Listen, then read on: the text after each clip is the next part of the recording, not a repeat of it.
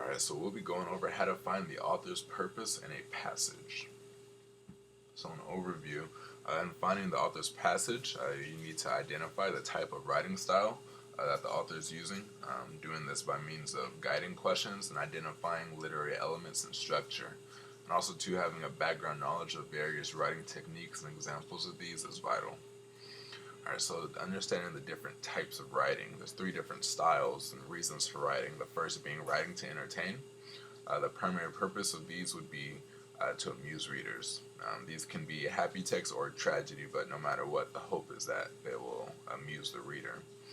Examples of these could be a story, a poem, a drama, and a song. These can be informative, and they could really try to help, try to express values and ideas that may persuade readers to view the world differently, but no matter what, the purpose is still to entertain the reader. The next one being writing to inform. The primary purpose of this one is to enlighten the reader or provide the reader with information about some sort of topic. Examples of this would be expository essays, articles, instructions or directions, and encyclopedias and other reference texts. Once again, too, it's possible that these could entertain, but no matter what, the underlying purpose is to try and inform the readers. The last one being writing to persuade.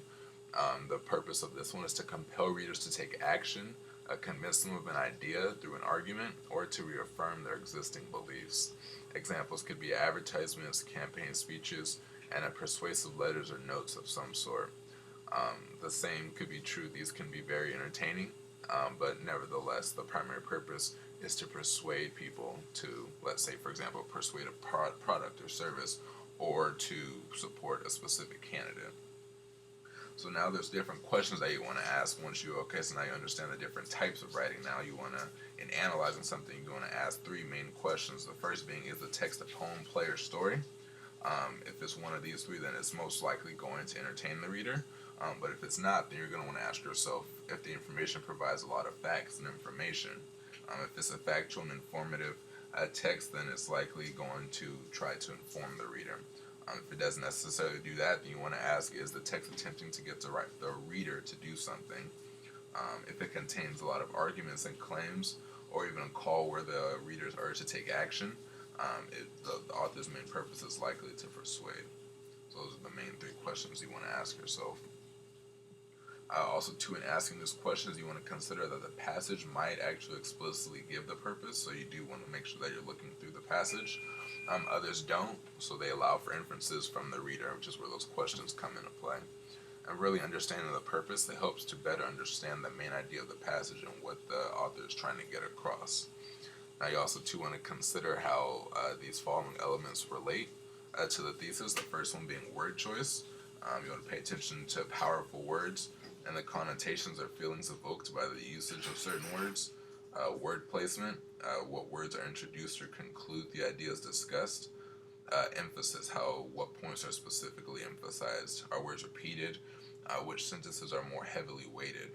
And then organization, what organizational structure is used, and how does the structure affect the idea being discussed? So here's just another list of additional guiding questions. So now you can turn your attention to a video.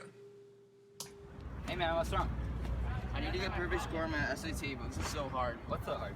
How to find the author's purpose. Well, when I was studying this, I found this DCRS book to be very helpful.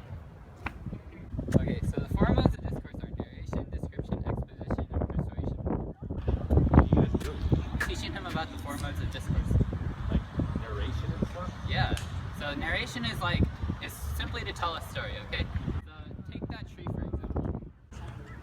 Okay, so one day this boy named Josiah was in love with this tree. And he was so in love with this tree that the school decided not to chop it down, and that's why it's still there to this day. Oh, I see. But what was that description? Isn't that where you describe something? That's exactly what it is. So a description is like where the author shows what someone or something feels and looks like. And yeah, it's not really meant to give a story, it's kind of to give the reader something to base their mental perception. Are you going to do that thing where you give me an example of a description again? Yes.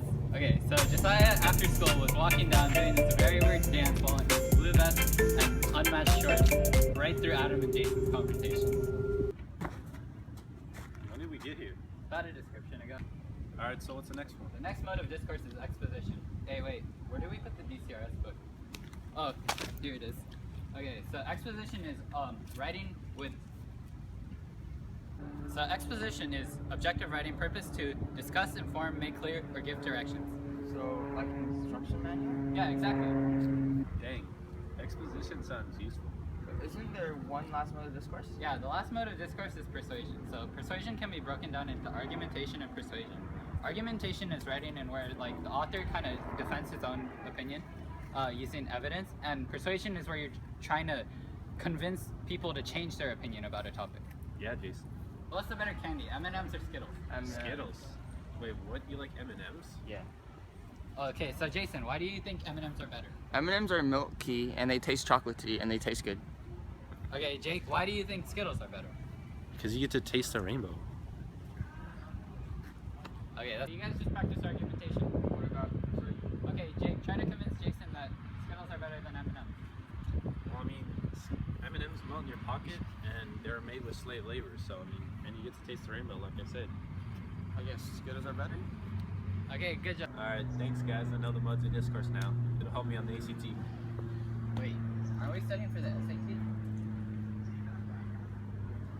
So now that you know your modes of discourse, do you think you can figure out what the author's purposes in writing are?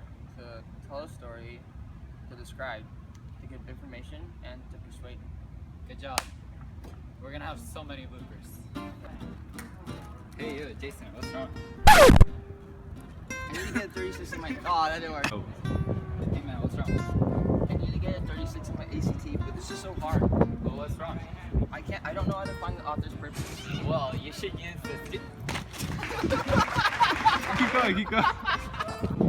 Hey man, what's wrong? I need to get a perfect score on my SAT, but this is so hard. What's hard? How to find the author's purpose. You know, when I was studying that, I found this DCRS book to be very helpful. Okay, that's the end of the clip. One day this. Oh, shit. No, you have to jump up. Oh my. All right, so what's the next one? It's exposition. Hey, wait, where do we put the.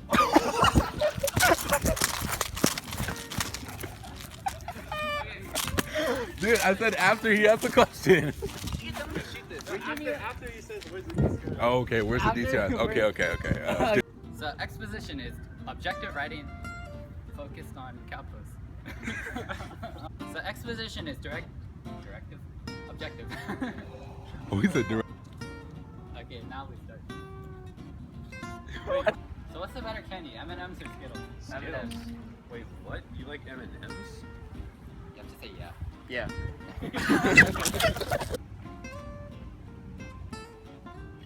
All right, I think that helped me a lot. Thanks for the ACT practice. No, that was bad. So now that you know your modes of discourse, you think you can find the author's purpose? Yep. Okay. Start over. This is Worldwide News with Kappas. All right. 3,